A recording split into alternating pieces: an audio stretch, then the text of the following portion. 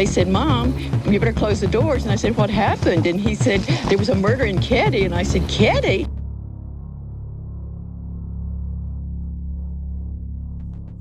In the mountains of Northern California, surrounded by pine trees and quiet roads, sat a small resort community called Keddie. It wasn't the kind of place people expected to see in crime documentaries. Families lived in simple cabins, children played outside, and life moved slowly. To outsiders, it looked peaceful, almost forgotten by the rest of the world. But one cabin would eventually become known across America. Cabin 28. More than 40 years later, the events connected to that cabin remain one of California's most unsettling unsolved mysteries. The story begins with the Sharp family. After separating from her husband, Sue Sharp moved her children to Keddie, hoping to create a calmer life. Money was limited, but the area offered affordable living and a chance to start over. She rented Cabin 28 and settled in with her children. Life there was ordinary. Neighbors knew each other. Children moved freely between homes. Summer days were quiet and evenings were peaceful. Nobody expected that one night would transform the entire community forever. On the 11th of April 1981, the Sharp family spent what appeared to be a normal Saturday. Sue was home with several of her children. Her oldest daughter, Sheila, planned to stay overnight with a friend nearby. Her son, John Sharp, was at the cabin, along with his friend Dana. Younger children Rick and Greg were also there. 12-year-old Tina Sharp remained home that night. Nothing seemed unusual. No emergency calls. No reports of violence. No signs that anything terrible was about to happen. As darkness settled over Keddie, Cabin 28 looked no different than any other home. But sometime during the night, something happened inside. The exact sequence of events has never been fully confirmed. The next morning, Sheila returned home. What she discovered became one of the most horrifying crime scenes in California history. Inside the living room were Sue Sharp, John Sharp, and Dana. The scene showed signs of extreme violence and struggle. Furniture had been moved. Objects were scattered. The room suggested panic and resistance. But one detail confused everyone. 3 younger boys inside another room had survived completely unharmed. They had apparently slept through the night.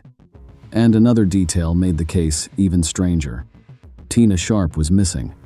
At first, nobody knew whether she escaped, hid somewhere, or had been taken. Investigators arrived quickly. Police secured the cabin and began interviewing witnesses. Neighbors described hearing unusual sounds during the night, but nothing severe enough to cause alarm. Some later said they remembered noises that they assumed came from late-night activity. Others remembered nothing unusual at all.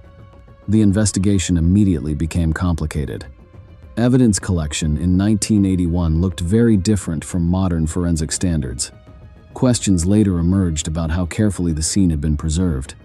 Reports suggested numerous people entered areas near the cabin before everything was completely secured. Over the years, critics argued that opportunities may have been lost during those early hours. Investigators attempted to establish timelines. Who was seen entering or leaving the area? Who knew the family? Who had reason to visit Cabin 28? One detail continued to stand out. There appeared to be indications that more than one person may have been involved. But proving that became difficult. Without clear forensic certainty, investigators relied heavily on interviews and witness accounts. Attention turned toward people connected socially to the family and others who had reportedly been in the area around that time. Rumors spread quickly through Keddie. Because the community was small, nearly everyone had heard something. Stories changed. People speculated. Names circulated. But speculation is not evidence. They said, "Mom, you better close the doors." And I said, "What happened?" And he said, "There was a murder in Keddie." And I said, "Keddie?" My photographer and I then rushed Chopper 13 to the scene and began putting together. I reported then that the investigators were horrified by the carnage in the cabin. Using a butcher and steak knife and a claw hammer, the assailant or assailants murdered the 3. But there was more. Glenna's daughter Tina was also missing. She's a girl of 12 years of age with shoulder-length hair. It's dark blonde in color, and she has light blue eyes. We're trying to locate Tina. We believe that she's an integral part of this, and that she may be the clue that we're looking for. At the time, many Keddie residents didn't seem very affected by the bloodshed. Did you move up here for the security? No, I just moved up here because I like it. You still like it? Oh, yeah. You know, I still have my original reporter's notes that I took on this story more than 20 years ago. I wrote down the cabin number as 28. Well, there it is, and it hasn't changed much. After the murder, this cabin was sealed up tight. People began to depart the resort. Decay moved in. And then the rumors started. There was a ghost in number 28. Those who opened the door were greeted with gruesome images and sounds that drove them away screaming. Meanwhile, Tina Sharp remained missing. Days turned into weeks. Weeks became months. The possibility that she survived slowly faded. Then, nearly 3 years later, a discovery changed everything. In April 1984, human remains were discovered in a remote area near Feather Falls. Investigators eventually identified the remains as Tina Sharp. Her disappearance had ended in tragedy. The discovery raised even more questions. Why had she been removed from the cabin? Why was she the only one taken? Why had younger children nearby remained untouched? The mystery became deeper rather than clearer. Over time, investigators developed theories. Some believed the attack involved people familiar with the family. Others suggested personal conflict. Another possibility was that the events escalated unexpectedly. Former investigators later publicly discussed the case and suggested they believed certain leads deserved more attention. Some claimed important details were overlooked. Others argued relationships and assumptions affected decisions during the original investigation. As decades passed, independent researchers, journalists, and documentary creators revisited the evidence. Interest in the case grew. People searched archived reports. Witness statements were compared. Old interviews were analyzed. Maps were drawn. Timelines were reconstructed. The internet introduced the case to a new generation. Discussion forums filled with theories. True crime communities examined photographs, layouts, and police records. But despite thousands of hours of discussion, no final answer emerged. One reason Cabin 28 became so famous is because of how many details seem impossible to explain.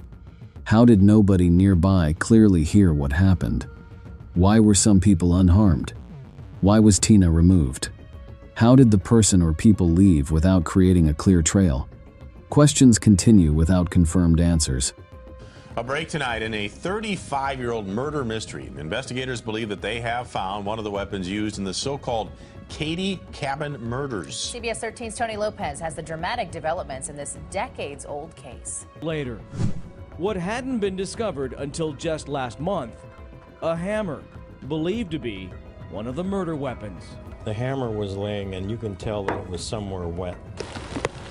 Yeah, this is the front porch. Special investigator Mike Gamberg took us back to where that hammer was found, near the crime. Killers who lived here, did they have any problems with law enforcement prior? Yeah, both of them had records. But both Marty Smart and Bo Bobaday are now dead.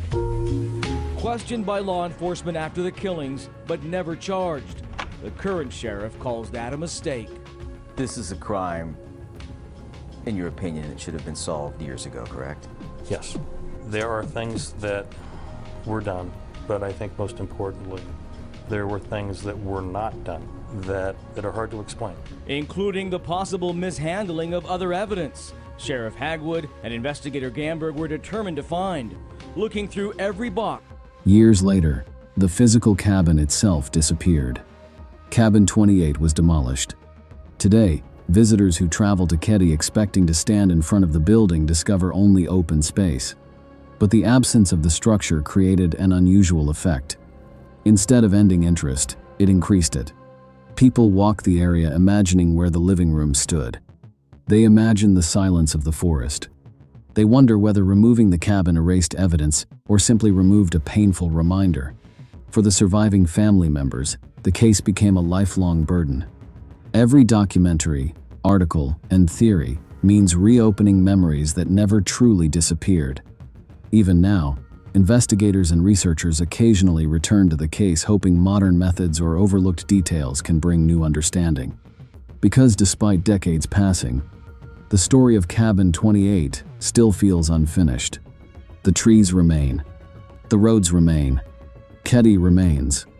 But the answers people expected to arrive long ago never fully came.